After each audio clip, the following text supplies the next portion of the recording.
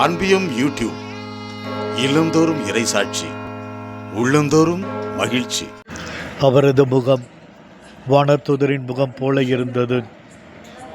தெய்வமே, உம் பணி செய்பவர்கள், உம் வழி நடப்பவர்கள் என்றும் தெய்வீக சாயலை கொண்டிருப்பர்.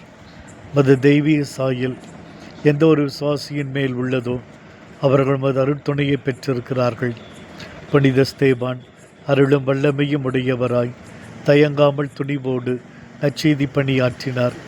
அவரது வீரம், துணிவு, பயமில்லாமல் விவேகத்தோடு போதித்தார்.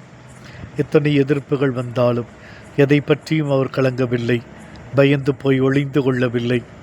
மது இறை பிரசன்னம் அவரை ஆட்கொண்டது. தெய்வீக வார்த்தையை எடுத்துரைத்த அவரை தெய்வீக ஒளி சூழ்ந்து கொண்டது. தெய்வீக முகத்தின் சாயல், வானதூதரின் சாயல் அவரை ஆட்கொண்டது.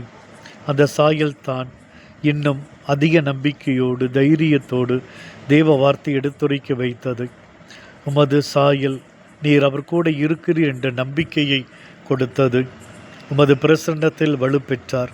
ஆண்டவரை, நாங்களும் உமது சாயலை கொண்டிருக்கிறோம். உமது வார்த்தையின்படி நாங்கள் எங்கள் வாழ்வை முழுமையாக அமைத்து கொள்ள வேண்டும். எங்கள் நல்ல வாழ்வை பிறருக்கு வழியாக, பிறர் வாழ்வுக்கு வழியாக அமைய வேண்டும். எங்களை காணும் ஒவ்வொருவரும் உம்மை காணுமாறு நாங்கள் சாட்சிய வாழ்வு வாழ அருள் தாரும் சுவாமி. இந்த அன்பியம் யூடியூப் சேனலை நீங்கள் ஷேர் பண்ணுங்க, சப்ஸ்கிரைப் பண்ணுங்க, லைக் பண்ணுங்க. Wish you all the best.